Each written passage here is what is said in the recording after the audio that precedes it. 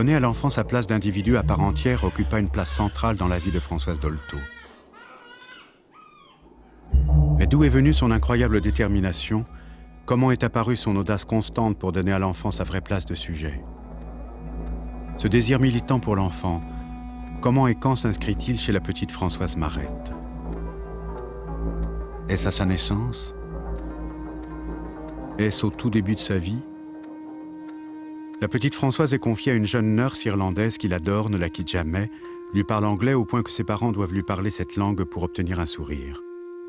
Mais cette nurse merveilleuse est aussi une jeune délinquante. Elle emmène le bébé avec elle dans le bordel de luxe qu'elle fréquente en cachette pour des fêtes inavouables et des approvisionnements en cocaïne. Françoise vit ainsi, follement aimée par cette jeune fille étrange. Mais à 8 mois, les parents découvrent le poteau rose et la nurse est renvoyée sur l'heure. Après cette séparation brutale, la petite Françoise attrape une double bronchopneumonie et n'est sauvée que par l'instinct de sa mère qui la tient serrée contre sa peau 24 heures durant. Cette épreuve si douloureuse et reçue aussi jeune a-t-elle fondé chez Françoise Marette ce désir de sauver les enfants qui prennent des coups semblables dans leur enfance? Cela est possible. En tout cas, la petite Vava grandit dans une famille heureuse et gaie. Elle est la 4e d'une famille de 7 enfants, marquée par la culture chrétienne et monarchiste que partage la bourgeoisie parisienne du 16e arrondissement.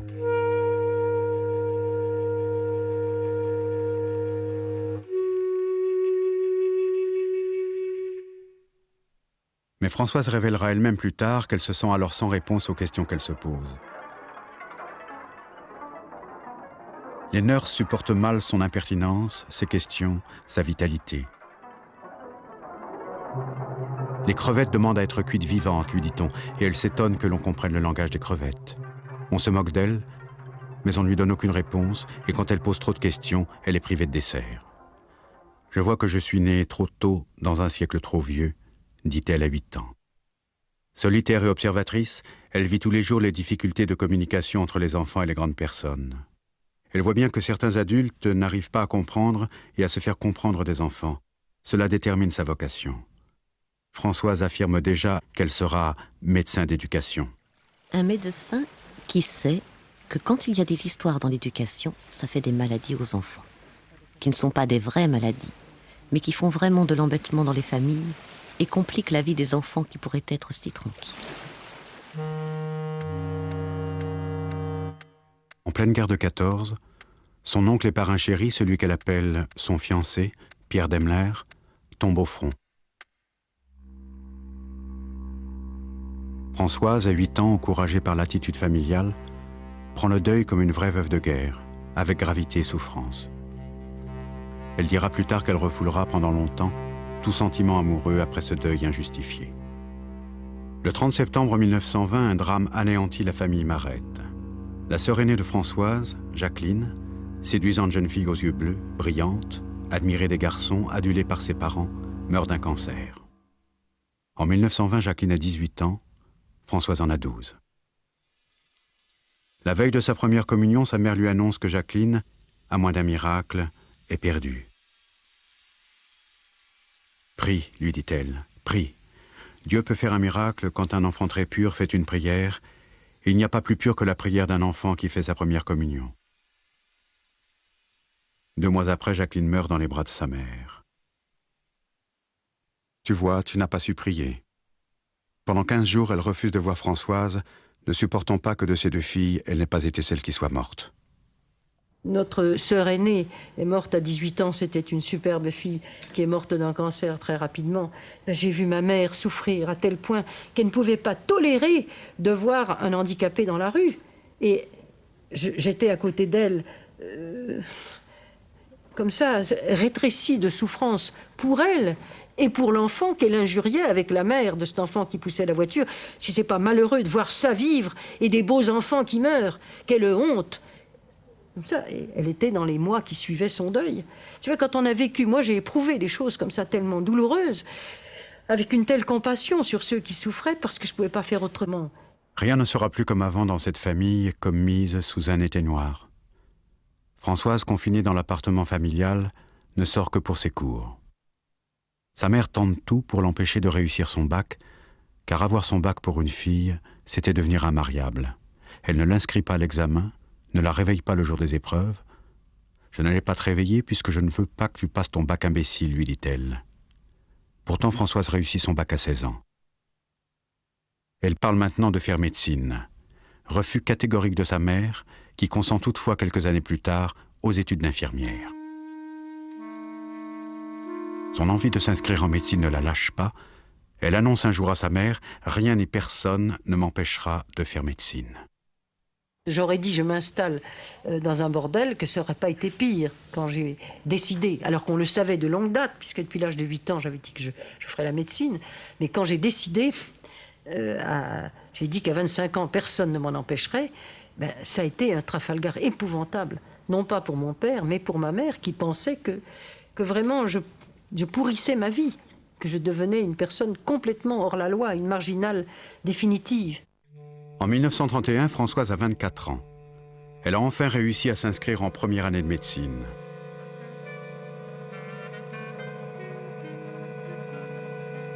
Deuxième, puis troisième année, elle réussit brillamment au désespoir de sa mère. Mais pour Françoise, l'air devient alors irrespirable à la maison. Totalement empêtrée dans des culpabilités accumulées depuis la mort de Jacqueline, Françoise souffre beaucoup. Son malaise s'accentue. Elle perd le sommeil, va mal. À tel point que son père, attentif à toutes les découvertes récentes, lui conseille d'entamer une psychanalyse. Le 17 février 1934, Françoise Marette commence sa psychanalyse avec René Laforgue. Elle durera 3 ans. Dans les années 30, on compte exactement 12 psychanalystes en France. René Laforgue est un de ses fondateurs, c'est même l'un des plus importants. Mais à cette époque, la psychanalyse reste une aventure marginale.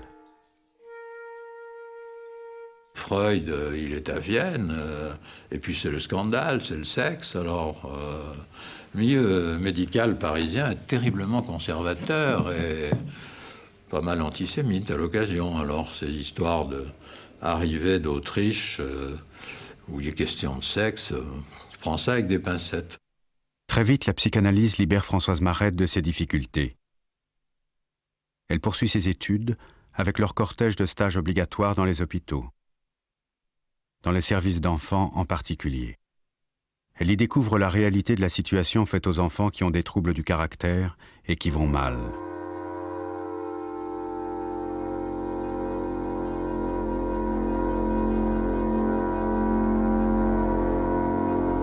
Car dans les années 30, que se passe-t-il pour les enfants qui ont des difficultés psychologiques au début de leur vie?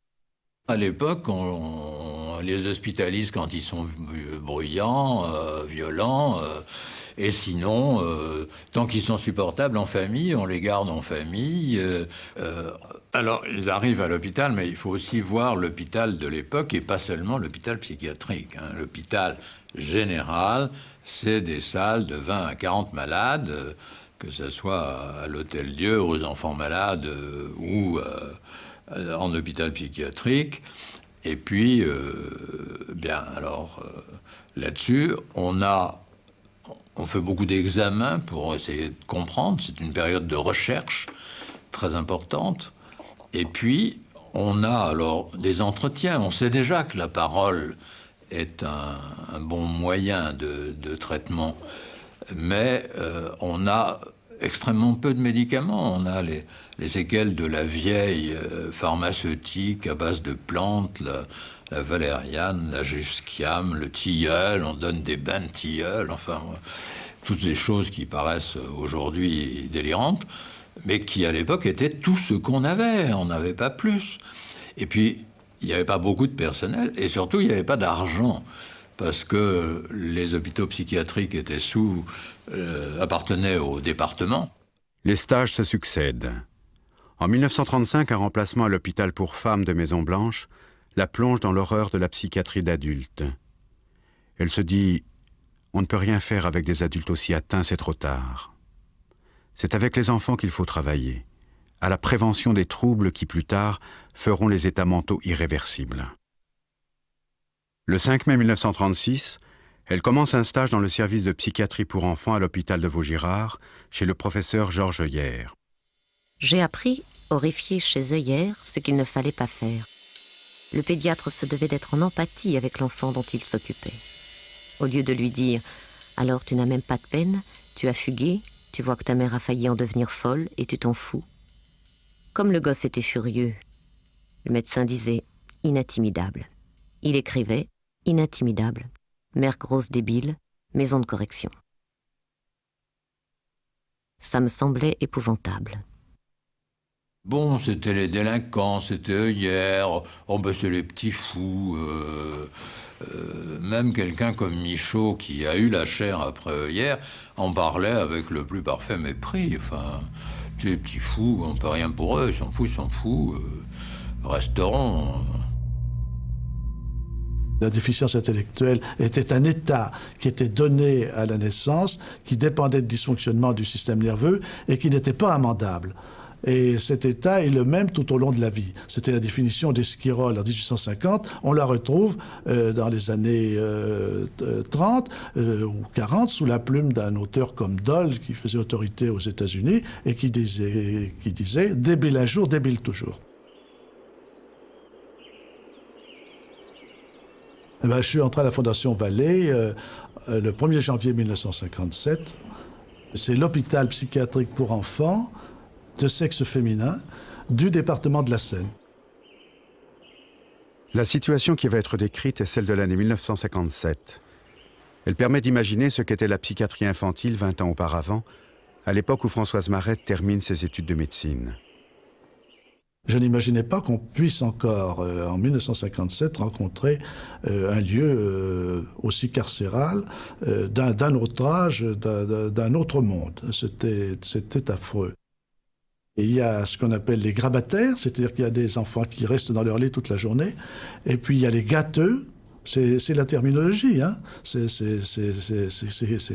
terrifiant d'étiqueter les enfants comme ça. Et on les voit, ils sont assis sur des chaises percées toute la journée. C'est quelque chose de terrifiant. Enfin, même aujourd'hui encore, quand je l'évoque, je dois dire que je suis troublé. Les plus agités sont en camisole de force, ils sont attachés au banc, et les autres s'agitent, ils tournoient sans que rien puisse être organisé. On entrait, la porte se fermait, elle se rouvrait pour la majorité d'entre eux à l'âge de 16 ans pour aller dans un hôpital psychiatrique d'adultes.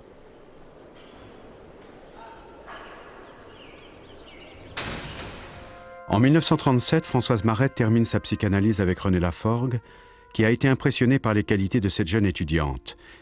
Il la pousse à devenir elle-même analyste. Cette année 1937, dans le service du professeur Œillère, Françoise Marette fait une rencontre décisive.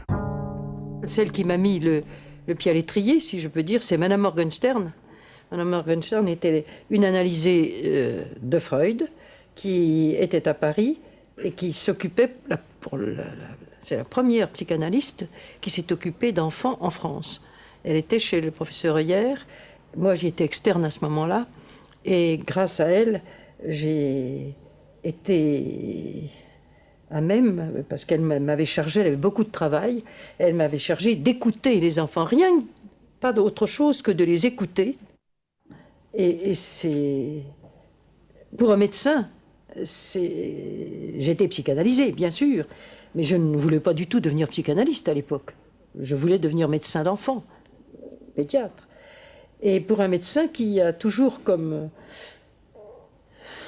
idée, qui a à faire quelque chose devant quelqu'un qui souffre, c'est tout à fait nouveau de n'avoir qu'à écouter, et seulement écouter, et de se faire admettre par l'enfant comme quelqu'un qui l'écoute, et de s'apercevoir que cet enfant vous attend d'une séance à l'autre, alors qu'on ne lui répond jamais rien.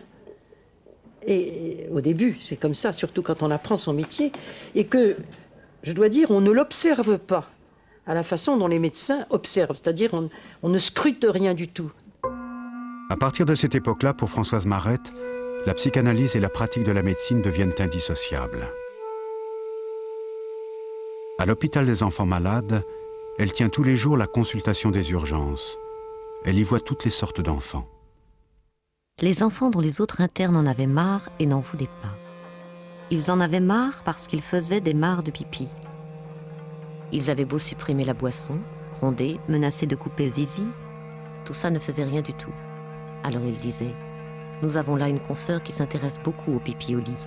Allez donc la chercher. » Parce que j'étais à la consultation de la porte, une personne un peu farfelue que tout le monde aimait bien, qu'on trouvait drôle, qu'on était tranquille quand on lui laissait sa garde. J'étais sympathique, et moi j'avais en sympathie tout le monde. J'essayais d'expliquer à tous le rôle du psychique dans le somatique. Alors certains écoutaient, d'autres pas.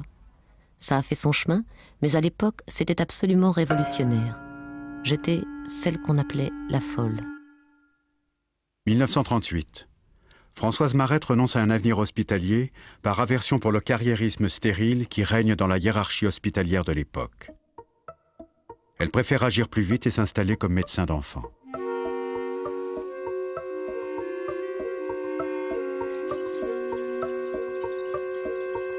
Elle passe donc sa thèse. Et ce n'est pas l'habituelle thèse formelle.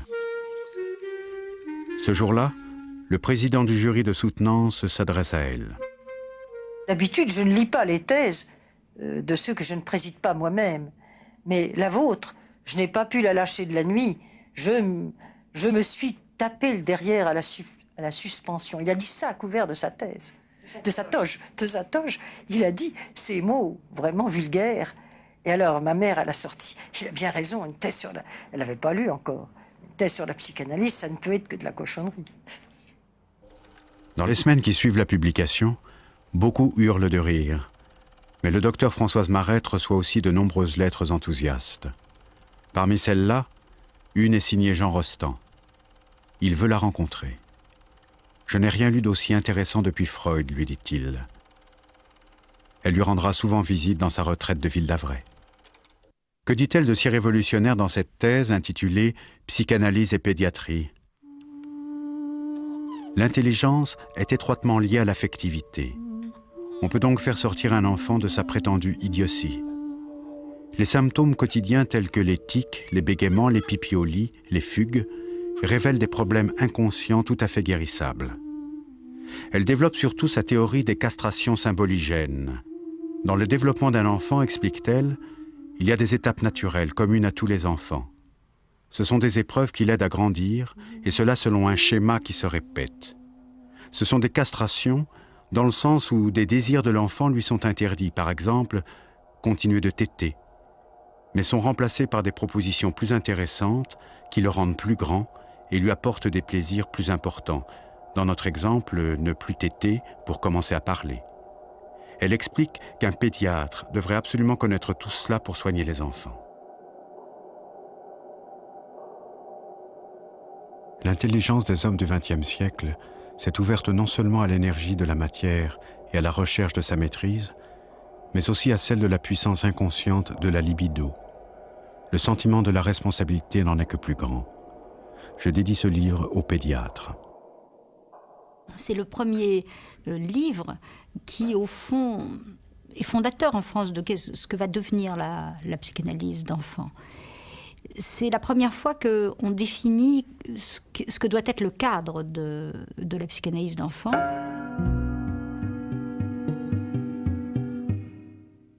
Elle est quand même très imprégnée du mouvement psychanalytique et de tout ce qui se fait. Mais elle invente quelque chose de tout à fait nouveau et qui vient d'elle et qui vient de son rapport à l'enfance, de ce qu'elle a gardé d'enfant en elle. Ce qui me frappe, c'est l'actualité de cette thèse. Ça m'a vraiment frappée parce que j'avais l'impression qu'on pourrait tout à fait aujourd'hui écrire absolument la même thèse et que ça serait aussi révolutionnaire et que ça secouerait autant les choses que ça les secouait en 1939 quand elle l'a publiée. Il y a une préface qui est extrêmement intéressante parce qu'elle dit des choses qu'on pourrait redire aujourd'hui exactement pour défendre la psychanalyse. Elle vous raconte toujours qu'il y a eu 52 médecins généralistes ou même psychiatres pour dire « Oh mais ça passera ». Bon. Alors il y a ça, il y a le côté c'est nerveux, etc. Bon. Et elle parle de ça, Françoise, en 1939, et elle dit quand on dit ça et qu'on ne prend pas en compte la souffrance psychique, c'est comme si un chirurgien se contentait de mettre des pommades sur un abcès au lieu de le vider. C'est le cas d'une fillette de 3 ans et demi, Josette, amenée à la consultation de monsieur le docteur Darré aux enfants malades pour un état général inquiétant. Amaigrissement, pâleur, anorexie, indifférence au jeu, insomnie, crise de nerfs. L'examen somatique était négatif. Je commence l'interrogatoire de la mère en demandant des précisions de date. Les cauchemars ont commencé il y a 3 semaines. Le caractère de l'enfant s'est modifié en même temps. De gaie et vivante, elle est devenue taciturne et indifférente. Je demande où couche Josette. Sa mère me répond dans notre chambre, mais dit-elle, elle est trop grande maintenant et nous avons acheté un divan pour la faire coucher dans la salle à manger. Je demande des précisions de date, il y a 3 semaines. Je souligne la coïncidence. Pensez-vous, elle est bien trop petite pour comprendre? L'enfant se mit à me fixer attentivement dès que j'eus parlé de la coïncidence des troubles avec l'achat du divan. Comprenant que ces symptômes manifestaient un refus inconscient de quitter la chambre de ses parents, d'abandonner sa mère à son père, j'ai expliqué à la mère devant Josette qu'il fallait l'aider à supporter l'idée de se séparer de ses parents, à être une grande fille, ce dont elle avait peur. Peut-être croyait-elle qu'on l'aimerait moins. La petite, très attentive, écoutait et pleurait silencieusement. Le soir même, papa et maman ont parlé à Josette. Papa a été plus câlin avec elle. Il lui décrivit la grande fille qu'elle allait devenir et dont il serait fier. L'école où elle irait bientôt avec d'autres enfants. 4 jours après, la mère revient. L'enfant est plus calme. Elle a dormi, bien que d'un sommeil léger. L'énurésie a persisté les 2 premières nuits, mais on n'a pas grondé l'enfant. Je propose qu'elle couche maintenant dans l'autre pièce et je l'explique à Josette qui acquiesce. Je conseille au père d'aller embrasser la petite au lit. Et j'ajoute que sous aucun prétexte, les parents ne devront la reprendre dans leur chambre. 8 jours plus tard, la mère revient avec une Josette rieuse et fière. L'enfant prend des airs de fillette et c'est elle-même qui a voulu venir dire à la doctoresse qu'elle était guérie.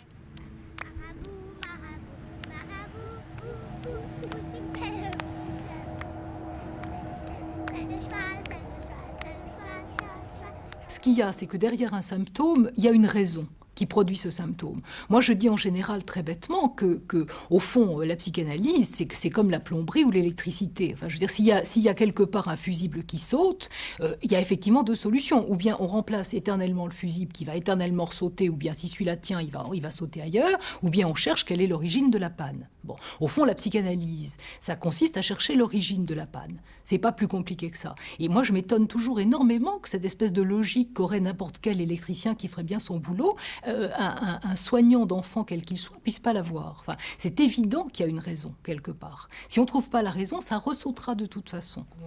Le 1er septembre 1939, le docteur Françoise Marette s'installe à Paris, square Henri Paté, comme médecin généraliste d'enfants. Quelques patients lui sont aussi envoyés pour des psychanalyses.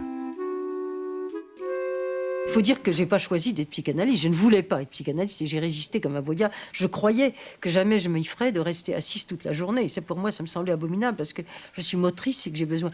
Je te dirais que les premiers cas, j'étais obligée de faire le tour du pâté de maison. À l'époque où il n'y avait pas de jogging, je faisais semblant d'être très pressée et je courais autour de la maison pour me remettre à d'intégrum. C'est très curieux. Ensuite, un beau jour, j'ai compris qu'en scandant des alexandrins, et vraiment en les scandant dans le rythme musical, parce que je pouvais mettre un disque aussi, surtout un disque de Bach, ça me remettait en d'intégrum. Mais le suivant, il entendait que je faisais la musique de Bach au lieu de le prendre. C'était difficile. Alors, faire un tour, aller faire une course, oui, il pouvait attendre, j'ai fait une course, je revenais. Mais si je lisais à voix basse, pour moi, du Racine, surtout Racine est tout à fait dans mes rythmes. Et bien alors, j'étais remise en état après une page de Racine, tout à fait. J'étais capable, très tranquillement, de nouveau, d'écouter quelqu'un. La guerre lui offre un champ d'observation dramatique sur les dégâts causés sur le psychisme des adultes et des enfants. Mais pendant la guerre, si, j'ai vu la consultation des enfants qui, du jour au lendemain, quand les pères ont été prisonniers, enfin quand la France a été vaincue, puisque les Parisiens sont revenus. Tu sais que tous les Parisiens étaient partis pendant ce qu'on appelle la drôle de guerre, de peur que la ville ait des gaz asphyxiants, et c'était impossible de protéger les enfants. Mais quand les enfants apprenaient que leur père était prisonnier, alors les garçons étaient réglés, tous pipi au lit, du jour au lendemain. 8 ans, 9 ans, 10 ans, 11 ans. Hein? Alors moi, ça m'a intéressé. Justement, ça s'explique par l'image du corps. Chute sur l'image du corps pré-génitale, l'image excrémentielle, pour ne pas prendre la place du père géniteur, puisqu'il n'y en a pas. De même que, en même temps que l'enfant devenait pipi au lit, pisseur au lit, et la fille suceuse de pouce, la mère devenait aménorrhée. Alors les gynécos, les consultations de gynécos étaient pleines de femmes aménorrhéiques parce qu'elles avaient appris que leur mari était prisonnier et on ne savait pas tout le temps la suite de la durée de la guerre. Alors tous ces effets dans le corps de gens qui acceptaient l'épreuve sur le plan des sentiments et des affects, mais qui avaient ce dysfonctionnement de leur corps, ça ne pouvait pas ne pas faire réfléchir un psychanalyste. Pendant ces années de guerre, elle poursuit ses recherches et s'intéresse de plus en plus aux nourrissons, encore considérés comme un tube digestif. Elle retrouve ses préoccupations dans les expériences de certains pionniers. Ça se passait chez le docteur Ribado-Dumas, qui avait la charge de la pouponnière dans l'hôpital. Moi, j'avais été déjà psychanalysée et je connaissais des internes de mes camarades qui étaient chez lui. Ils disaient, vous seriez contente chez Ribado-Dumas, il est en train de faire une expérience de folie, ça vous ravirait. Alors je dirais, qu'est-ce que c'est que cette expérience de folie? Nous allons voir, mais d'après tout ce que vous nous racontez, ça devrait apporter quelque chose. Et cette expérience de folie, qui a en effet rapporté une chute de mortalité des bébés comme ça, et qui a fait rigoler les salles de garde, enfin, c'est un hasard, etc. Il avait décidé, il avait pris des mois avant d'y arriver, il avait décidé que ces infirmières qui s'occupaient de la crèche, c'est-à-dire les petits dans l'hôpital, hôpital général pour les enfants malades physiques, il avait décidé que aux enfants auxquels ils étaient préposés, c'est-à-dire chacune avait 5 ou 6 ou 7 enfants, je ne sais plus, chacune a des lits, elles obligatoirement devaient passer 5 minutes d'horloge le matin, 5 minutes d'horloge dans l'après-midi, à parler à ces enfants sans les toucher et sans faire aucun soin. Et la parole qu'elles avaient à leur dire, c'était des paroles aimables, dans le ton aimable, en faisant une purée de leurs prénoms, de papa, maman et les prénoms des frères et sœurs de la famille. En leur disant, il est gentil, il n'a pas vu maman, il n'a pas vu papa, mais ils vont les voir, papa, maman, Polo, comment on les appelait, leurs prénoms, en les prenant dans les bras, en se promenant et en parlant comme ça, et sans faire autre chose. Ce qui était pour des infirmières révolutionnaire, parce qu'il faut toujours faire quelque chose.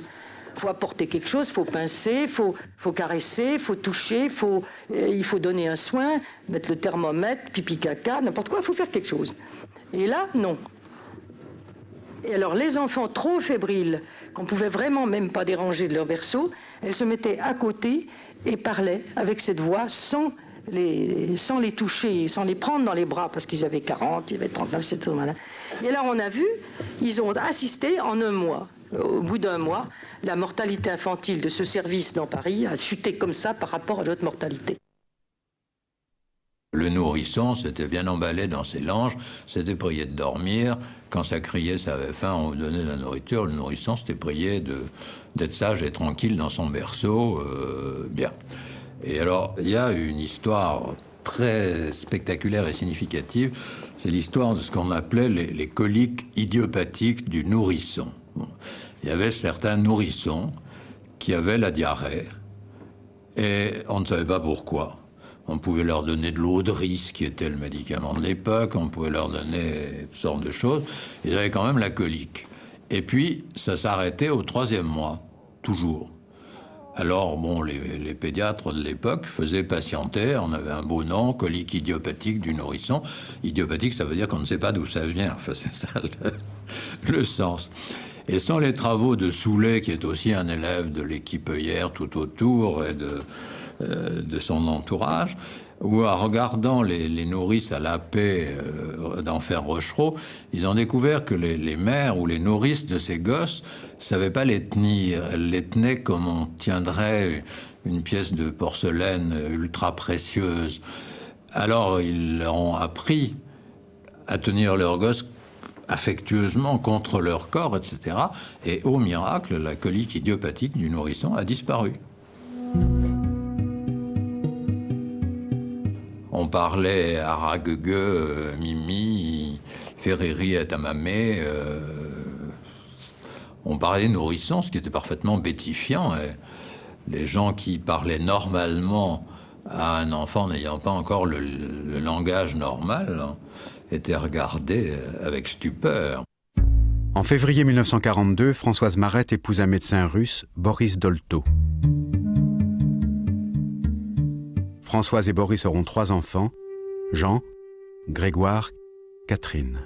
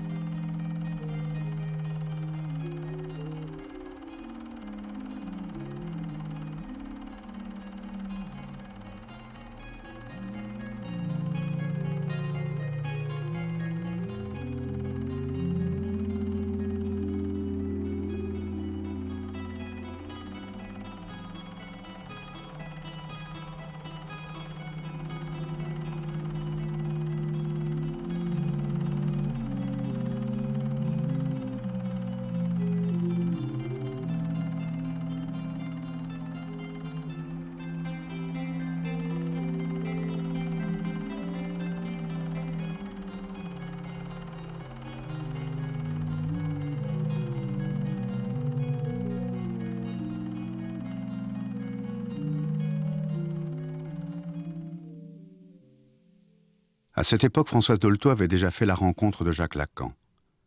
Mais c'est après la guerre que leurs relations deviennent importantes. Elle admire l'originalité de la pensée de Lacan et trouve dans son audace conceptuelle un encouragement à développer ses propres théories et un écho à ses propres audaces cliniques. Liées par une très forte estime, ces 2 figures centrales de la psychanalyse en France se soutiennent et partagent les mêmes combats dans les querelles d'école qui rythment la vie des psychanalystes jusque dans les années 70.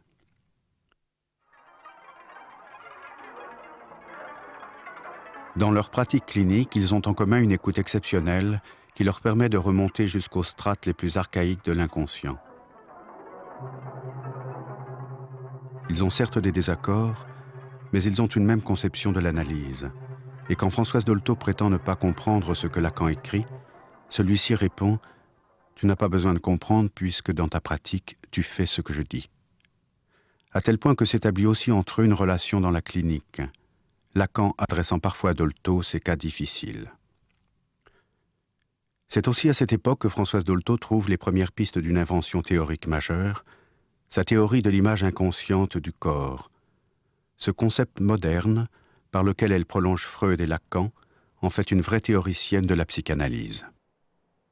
Pendant la guerre est arrivée l'histoire de cet enfant séparé de sa mère par des kilomètres, parce qu'elle était partie pour elle avait une infection post-partum, et l'enfant était déjà retourné dans la ferme, et la femme a été reprise par un moyen de locomotion très difficile dans les départements pendant la guerre et pendant l'hiver, et cet enfant ne mangeait pas. Ça faisait 3 jours que ce bébé, de 3 jours, c'est-à-dire il avait 6 jours, il n'avait pas mangé depuis l'âge de 3 jours, impossible de lui faire avaler une goutte d'eau.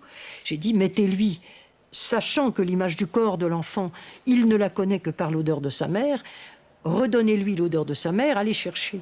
J'ai dit ça au papa, qui était un agriculteur, allez chercher le linge que porte votre femme, emportez-le dans un papier opaque, papier à fleurs par exemple, et amenez-le, mettez-le autour du bébé, autour du cou du bébé, je suis sûre qu'il mangera. En effet, il a avalé le biberon immédiatement. Il avait reconnu son cavum, son intérieur existait puisqu'il avait l'odeur qui est le désir par rapport au besoin.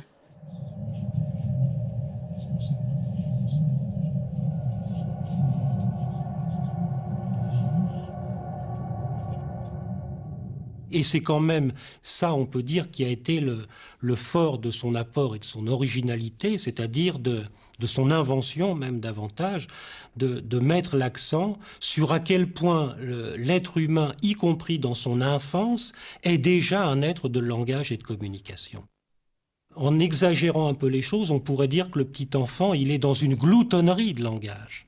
Je veux dire que cet enfant que l'on dit n'être qu'un tube digestif, seulement en appétit d'ouvrir la bouche pour gober des choses, je crois qu'en fait, il faut entendre son ouvrir la bouche comme en même temps en appel de recevoir de la communication. Il demande autant du langage que du lait, ou du langage à travers le lait qui lui est donné.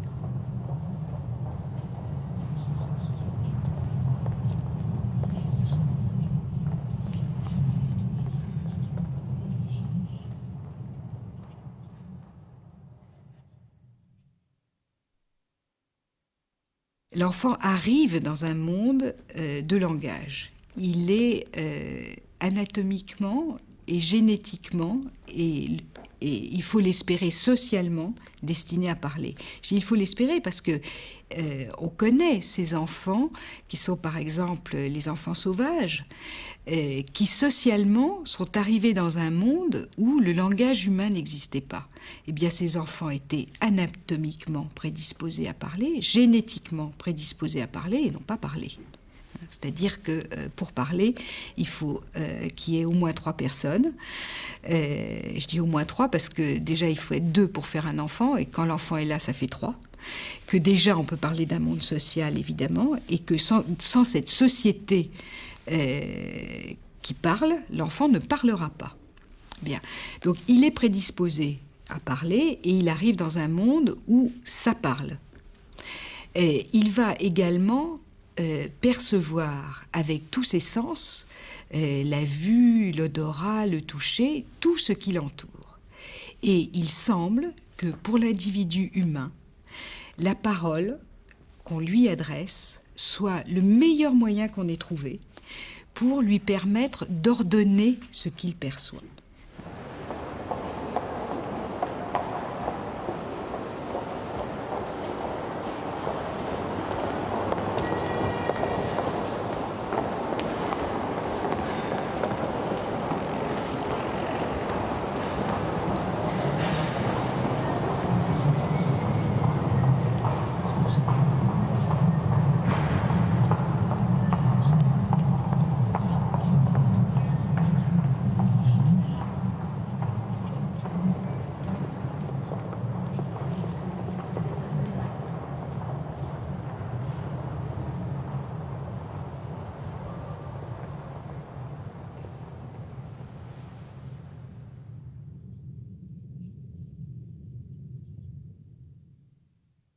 Un enfant bébé, si on parle de lui, de ce qui lui est arrivé, de ce qui le concerne, avec le désir de lui communiquer le savoir que nous en avons, il l'entend.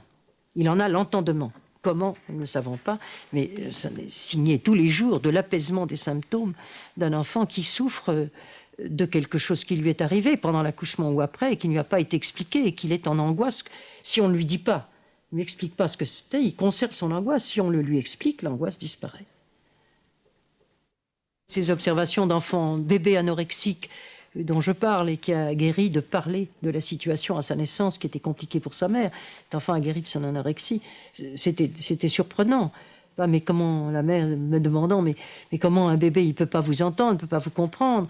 Et moi, disant à ce bébé, je ne sais pas si tu m'as compris, ta maman pense que tu n'as pas compris. Si tu as entendu et que ce que je t'ai dit t'a intéressé, tourne la tête vers moi.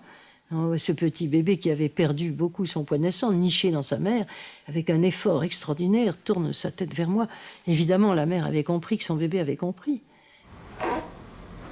Oui.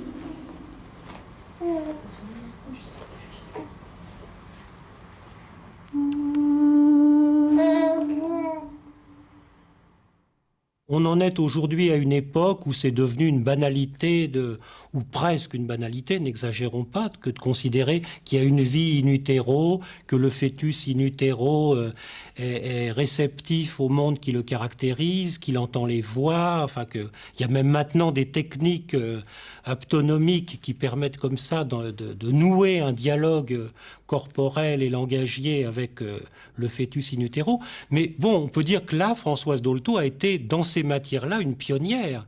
À l'époque où elle a commencé à dire qu'on pouvait parler aux petits-enfants, par exemple, y compris aux enfants qui n'avaient pas la parole, c'est devenu aujourd'hui comme une tarte à la crème, mais elle est bien celle qui, là, a amené cette idée du sujet d'avant le sujet, si vous voulez.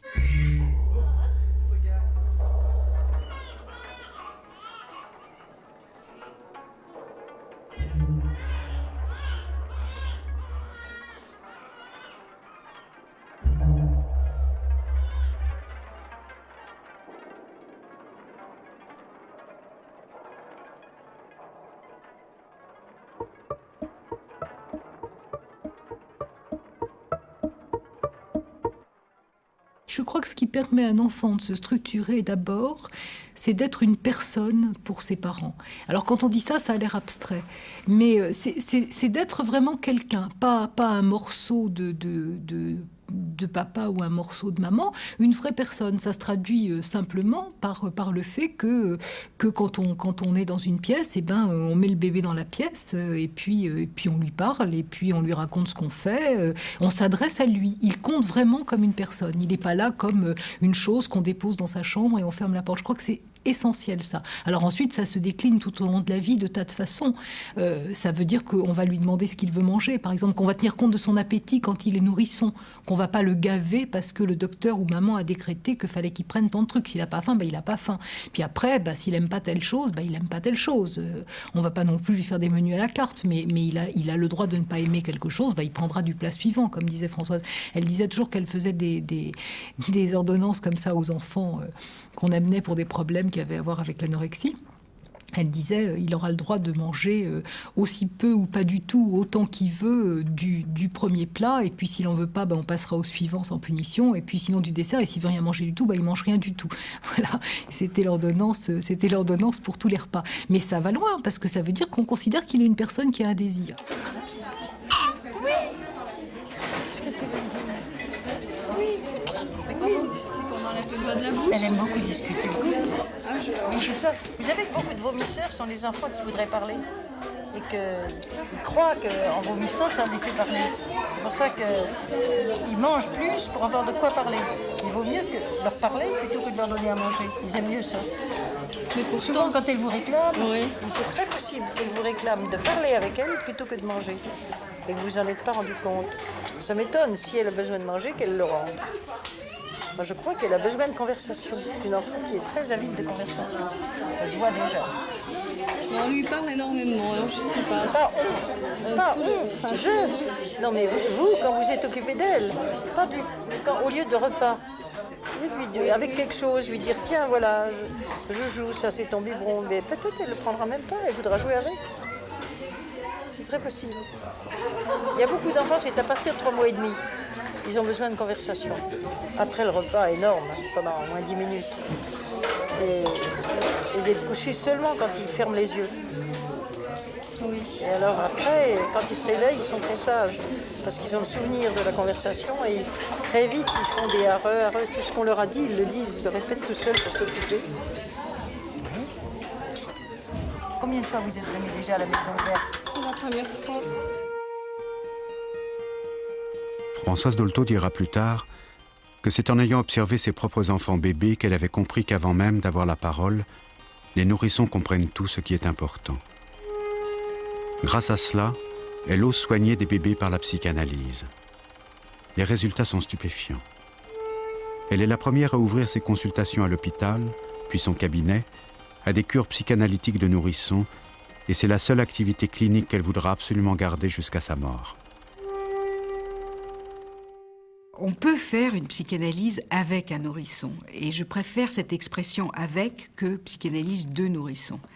Je ne crois pas avoir jamais prétendu faire de la psychanalyse de nourrisson. Qu'est-ce qu'on peut faire avec un nourrisson? On peut faire des tas de choses. La première chose qu'on puisse faire, c'est de le considérer comme un individu à part entière. Et aussi de considérer que tout ce qu'il exprime, qui n'est pas du langage avec des mots, puisque en raison de son âge, il ne peut pas prononcer des mots, tout ce qu'il exprime vient de lui, de sa personne, et que donc on peut essayer de le comprendre. Les raisons pour lesquelles un nourrisson est adressé, par exemple, à ma consultation, c'est avant tout des troubles organiques. Alors ces troubles organiques, c'est les troubles de peau, ce sont les troubles respiratoires, énormément de dysfonctionnements respiratoires. C'est aussi, bien sûr, ce qu'on appelle les troubles du comportement, c'est-à-dire troubles du sommeil, des troubles aussi que je crois on n'aurait pas signalé il y a quelque temps. Par exemple, certains enfants me sont adressés parce qu'ils ne gazouillent pas. Ce qui est tout à fait extraordinaire parce que dans une institution d'enfants, pour remarquer l'enfant qui ne gazouille pas, il faut être très attentif. Et quand on l'a remarqué, pour considérer que c'est un motif de consultation, il faut vraiment un long travail d'élaboration. Or, il se trouve que parfois, ces enfants qui ne gazouillent pas ont des troubles qui risquent de devenir extrêmement graves. Et la possibilité de consulter très précocement a certainement une valeur préventive pour des troubles ultérieurs. L'enfant est en face de moi ou à côté il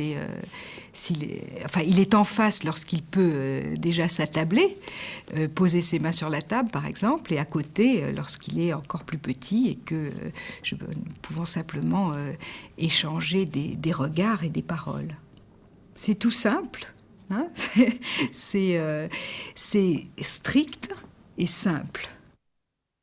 L'enfant exprime ce qu'il a à dire dans une sorte de langage qu'on pourrait qualifier de préverbal. C'est-à-dire que tout est à interpréter. Le regard, la mimique, la position ou les changements de position, les pleurs, les troubles qui ne sont pas forcément des troubles, mais les manifestations corporelles, la toux, un détournement de tête, une quinte plus forte à ce moment-là qu'à un autre, tout est à interpréter.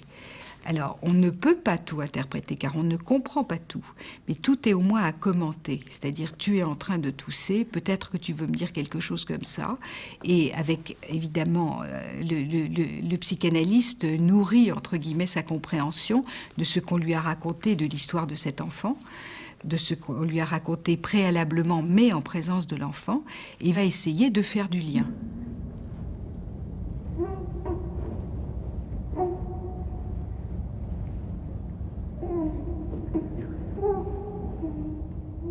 Nous, adultes, on a une certaine sensiblerie qui nous reste, et on a toujours envie de protéger les enfants. Et en particulier, on se dit « Ah, je ne vais pas lui dire ça, ça va être terrible, ça va lui faire de la peine, etc. » On s'aperçoit lorsque l'on a des choses terribles à dire à des enfants, qu'ils ont été abandonnés, qu'ils ne reverront plus jamais leurs parents. J'en passe parce que je ne veux pas faire de catalogue d'horreur, mais quand on a des choses très dures à leur dire, on s'aperçoit que ce qui prime pour l'enfant, en particulier pour le nourrisson, c'est que le fait qu'on leur ait dit la bonne chose au bon moment va leur permettre d'organiser leurs sensations. Et que c'est ça qui est important. Et je le dis parce que la sensiblerie avec les nourrissons est, je crois, ce qu'il y a de plus mauvais. Une fois qu'on a dit à un enfant ce qu'il en est, l'enfant va organiser ses sensations, il va sortir du chaos et du vide. Ne pas dire, c'est le laisser dans une situation de véritable catastrophe.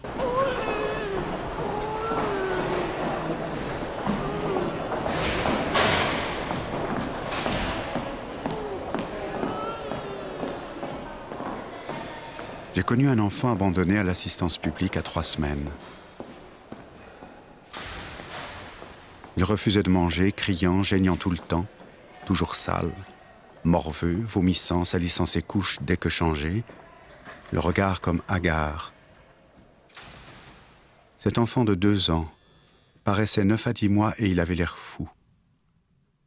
Une cure psychanalytique a été tentée. Il a accepté le contact avec moi en hurlant de détresse et en me regardant. Je lui ai expliqué son statut particulier. Lui seul savait pourquoi il avait survécu.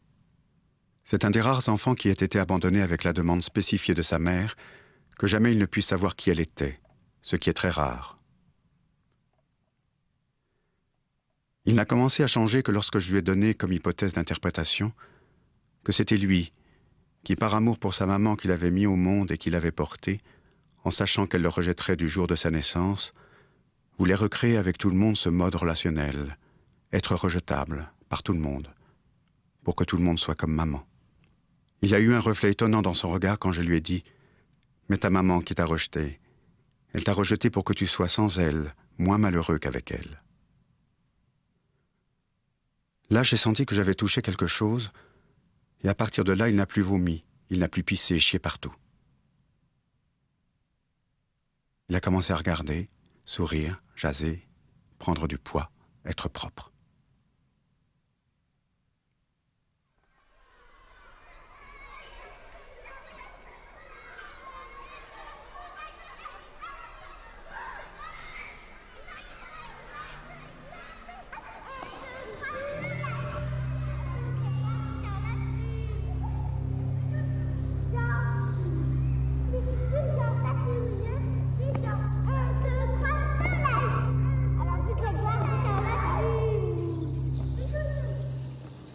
Dad?